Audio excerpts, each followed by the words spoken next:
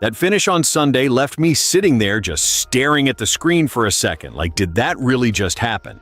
Because what we saw in those final laps wasn't just intense. It felt like one of those moments that is going to have fans arguing all week long. And the crazy part is, this wasn't just about who crossed the line first. It was about how it happened. The kind of move that makes you question where the line is between smart racing and something a little more questionable.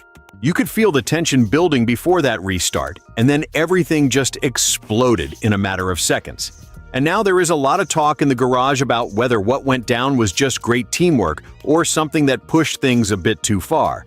If you are a real NASCAR fan, you already know these are the moments that shape a season, not just a single race. So before we break it all down, do me a quick favor, hit that like button, subscribe to the channel. We are just getting started here on NASCAR Nation Report, and we are trying to hit 15,000 subscribers with real fans who live and breathe this sport just like we do. Let's talk about what really happened out there. Coming out of that final restart at the Worth 400, it all came down to three names: Denny Hamlin, Chase Elliott, and Alex Bowman. And what happened in those few seconds off? Turn 2 basically decided everything. Hamlin was in position. He did what you're supposed to do, stayed clean, stayed in control, and put himself exactly where a veteran like him needs to be to close out a race. But on that inside lane, Chase Elliott had something extra, and that was Alex Bowman locked right onto his rear bumper.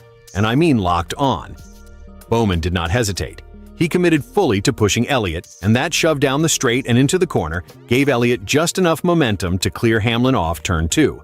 And at that point, it was over. Clean air and track position. Once Elliott got ahead, there was no taking it back.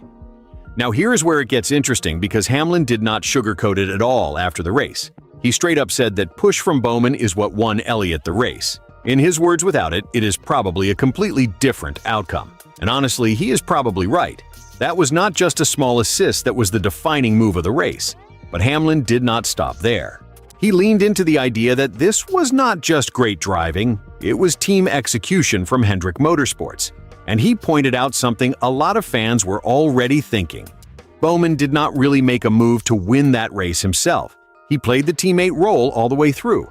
And look, that is where the debate starts. Because on one side you have people saying that is NASCAR teammates work together and that is part of the game. And they are not wrong. We have seen this forever: drafting, pushing, helping your organization win. But on the other side, Hamlin's point hits too. Not every driver is going to give up their own shot at a win like that, especially at this level, especially with how hard wins are to come by. So when Bowman commits fully to pushing Elliott instead of making his own move, that raises eyebrows. And then there is the part that really got Hamlin fired up: the intensity of that push. He called it aggressive and borderline irresponsible. And if you watch it back, you can see why. At those speeds, especially on a restart when the field is packed tight, one wrong move, one misalignment, and that turns into a massive wreck. Not just for them, but for everyone around them. Hamlin basically said it put the whole field in a tough spot, and honestly, that is not an exaggeration. It was one of those pushes where you are holding your breath for a second thinking this could go really bad, really fast. But it did not. It worked perfectly. Elliott takes the win, Bowman does his job as a teammate, and Hamlin is left with second place and a lot to say about how it all went down. Now, to his credit, Hamlin did not go full meltdown mode. He kept it measured at the end. He basically said, "It is fine, Elliott probably needed that win more than I did." And that right there is the championship mindset talking. Because Hamlin and his team are sitting strong on points. They are thinking long game playoffs, consistency, and positioning. A win is huge, but they are not in a desperate situation. Elliott, on the other hand, that win is a massive moment in his season. Momentum, confidence, and playoff positioning all shift with a victory like this. So yeah, Hamlin walks away frustrated, maybe feeling like the race slipped through his fingers because of team tactics. But at the same time, he knows he is still right where he needs to be in the bigger picture. And that is what makes this so interesting going forward. Because now you have tension. You have Hendrick Motorsports showing just how far they are willing to go to execute as a team. You have drivers like Hamlin taking note of that. And you know, this is not the last time we are going to see these guys battling each other with something on the line. This kind of finish carries over into next week, into the playoffs, into every restart where these same names line up next to each other again. And as fans, this is exactly what we live for. Now let me be real with you for a second, because this is where it gets interesting as a fan who watches every single week and actually cares about how this sport is evolving. What happened between Denny Hamlin, Chase Elliott, and Alex Bowman is one of those moments that perfectly shows both the beauty and the frustration of modern NASCAR at the same time. On one hand, that move was absolutely brilliant execution by Hendrick Motorsports. You cannot deny that. Chase Elliott did exactly what a driver is supposed to do on a restart. He put himself in position and trusted his teammate. And Alex Bowman did exactly what a teammate is sometimes expected to do. He committed. No hesitation, no second guessing. He pushed all the way through and made sure that car got the momentum it needed to take control of the race. That is high-level racing. That is organization strength. That is what happens when a team is fully aligned and thinking about the bigger picture instead of just individual glory. But on the other hand, this is where I completely understand where Hamlin is coming from. And honestly, I agree with part of what he said.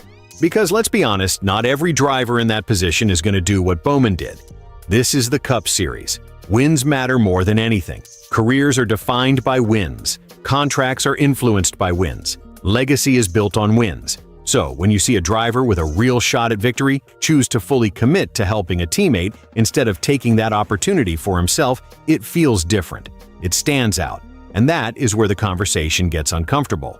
Because now you are asking, what is the balance between team racing and individual competition?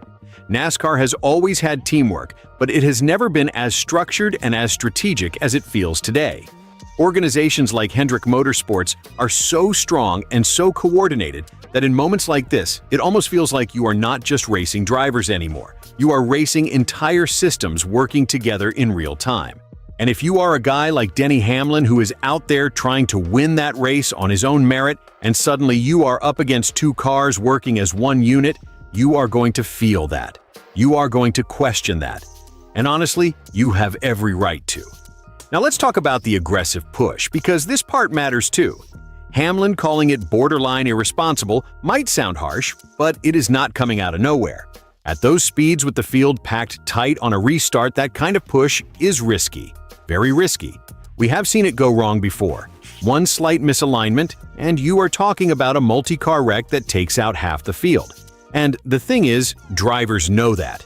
They feel that in the moment. So when Bowman stays locked in and keeps pushing that hard, he is making a decision. He is choosing to prioritize that run and that win over the risk that comes with it. It worked this time. Perfectly. But that does not mean it always will. And I think that is where the tension from Hamlin really comes from. It is not just losing the race, it is how it was lost and what could have happened in the process. At the same time, you have to give credit where it is due. Chase Elliott needed this win. That is just reality. Momentum matters in NASCAR. Confidence matters. And getting that victory can completely change the direction of a season. This was not just another win. This was a statement.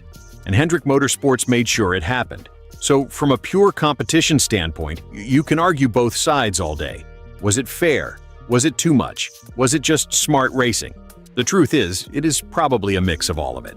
But from a fan perspective, this is exactly the kind of situation that makes NASCAR so compelling right now.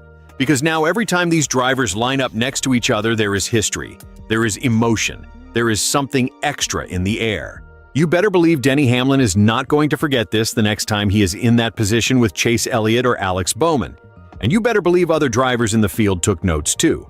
This is how rivalries build. This is how seasons gain identity. This is how moments carry weight beyond just one race. So yeah, if you ask me, this was not just a finish. This was a turning point moment that could shape how these guys race each other for the rest of the season, and maybe even into the playoffs. And as a fan that follows every lap, every restart, every storyline, that is exactly what you want.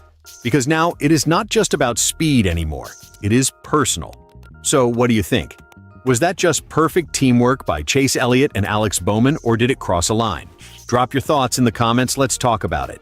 And if you are into real NASCAR conversations like this, no filters, just fans, talking racing, make sure you hit like and subscribe.